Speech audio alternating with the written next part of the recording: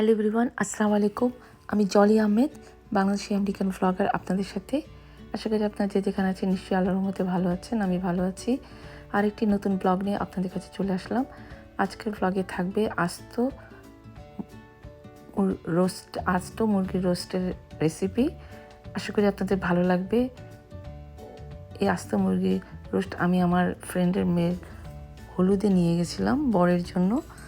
বরের সামনে দিতে হবে আস্ত মুরগির রোস্ট। তো 3টা আস্ত মুরগির রোস্ট বানিয়েছি। এটা খুবই সহজ রেসিপিটা। এটা বাসায় মেহমান আসলেও আপনারা দিতে পারবেন এই আস্ত মুরগির রোস্ট। কাউকে মেহমানদেরকে আপ্যায়ন করার জন্য গেস্ট আসলে গেস্টরা অনেক খুশি হয় আস্ত মুরগি দেখলে। এখানে 3টা মুরগিকে আমি আদা রসুন পেঁয়াজ আর সল্ট দিয়ে মেরিনেট করে রেখেছি।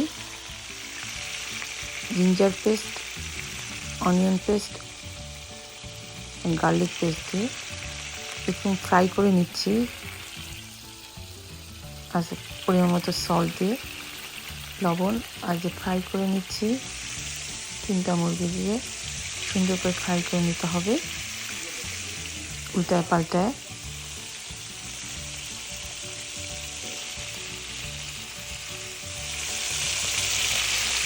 এই একটা করে ফ্রাই করে নিচ্ছি। মশলাগুলোও রেডি করে নিব।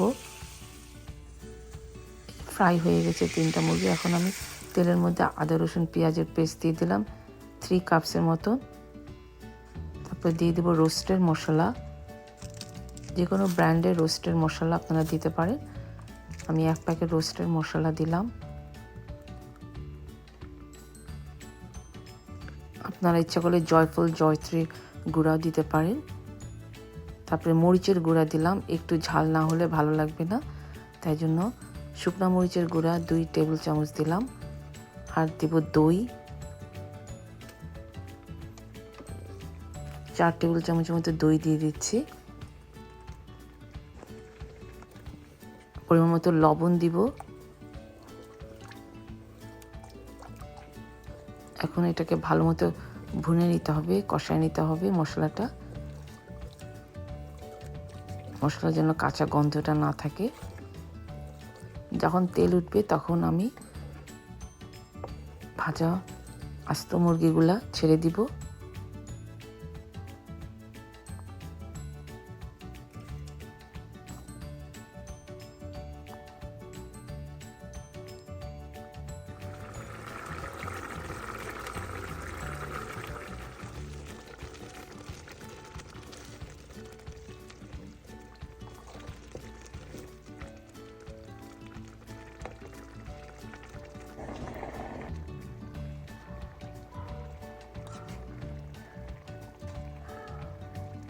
এখন না দেখুন, আমি যখন পানিটা শুকায় যাবে তখন নামাই নিব।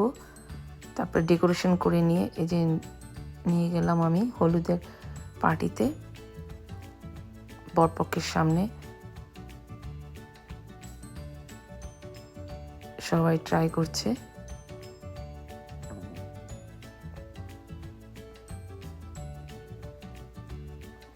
আমরা খুবই এনজয় করেছিলাম আমার ফ্রেন্ডের মেয়ের বিয়েতে।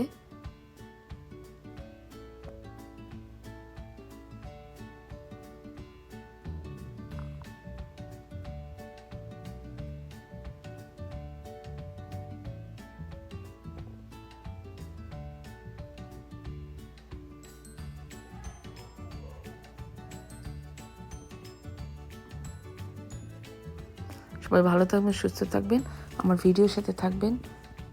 নেক্সট টাইম আবার দেখা হবে। আল্লাহ হাফেজ।